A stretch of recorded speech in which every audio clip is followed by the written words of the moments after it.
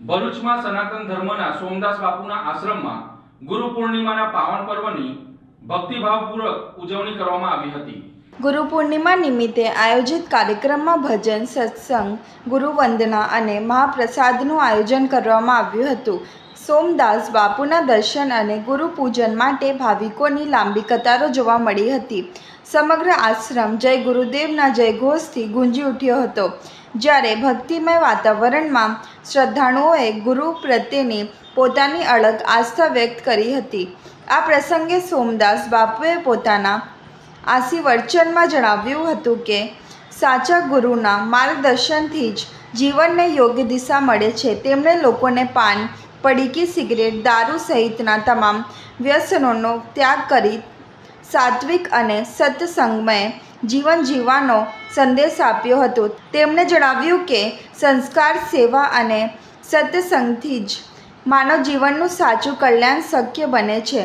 કાર્યક્રમમાં ભરૂચના ધારાસભ્ય રમેશ મિસ્ત્રી, જિલ્લા ભાજપ પ્રમુખ પ્રકાશ મોદી, નિરલ પટેલ, પાલિકા પ્રમુખ દેવેન્દ્રસિંહ વસાવા, DIA પ્રમુખ સુનિલ ભટ્ટ, જિલ્લા પંચાયતના ચૂંટાયેલા તેમજ પૂર્વ સભ્યો સહિત અનેક આગેવાનોએ ઉપસ્થિત રહી સોમદાસ બાપુના આશીર્વાદ મેળવ્યા હતા। સમગ્ર કાર્યક્રમનું આયોજન અને સંચાલન સનાતન ધર્મ પરિવારના સેવકો ધનજી પરમાર, બલદેવ આહિર, મહીન આહિર સહિતની ટીમે કર્યું હતું। મોટી સંખ્યામાં ઉપસ્થિત ભાવિકોના સહકારથી ગુરુ પૂર્ણિમાનો આ ધાર્મિક મહોત્સવ ભક્તિ અને આધ્યાત્મિક ઉર્જા વચ્ચે સફળતાપૂર્વક સંપન્ન થયો હતો। આજે ગુરુ પૂર્ણિમાનો ઉત્સવ છે। ભરૂચમાં, રાજ્યમાં અને સમગ્ર દેશમાં આપણી આ હજારો વર્ષની પરંપરાનું આજે નિર્વહન થઈ રહ્યું છે।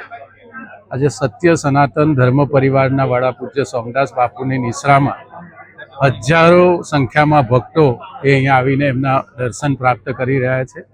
આજના દિવસે સમાજમાં, રાજ્યમાં તમામ એવા વ્યક્તિત્વ કે જે હજારો લાખો શિષ્યો ધરાવે છે, સમાજ જીવનના તમામ ક્ષેત્રોમાં જેમણે નેતૃત્વ કર્યું છે, સમાજને માર્ગદર્શન આપ્યું છે, એવા તમામ પૂજ્ય ગુરુઓના ચરણોમાં વંદન કરીને પૂજ્ય સોમદાસ બાપુને ખૂબ શુભકામનાઓ અને એમના આશીર્વાદ એ સમાજમાં તમામ ભક્તો ઉપર અને તમામ નાગરિક ભાઈઓ બહેનો ઉપર સતત વરસતા રહે એવી પ્રાર્થના સાથે સોમદાસ બાપુજીને વંદન કરીએ છીએ।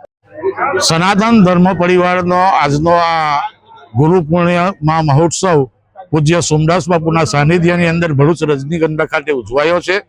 અહીંયા દક્ષિણ ગુજરાતમાંથી અને ભરૂચમાંથી હજારો ભાઈઓ બહેનો આવ્યા છે। આ અહીંયા બધી જ જાતના એટલે કે અરહરે વર્ણના ભાઈઓ બહેનો પૂજ્ય બાપુ સાથે સંકળાયેલા છે અને પૂજ્ય બાપુએ આ સામાજિક સમરસતાનો જે મંત્ર આપેલો છે એ સાચા અર્થમાં ચરિતાર્થ થયેલો છે અને દેખાય છે।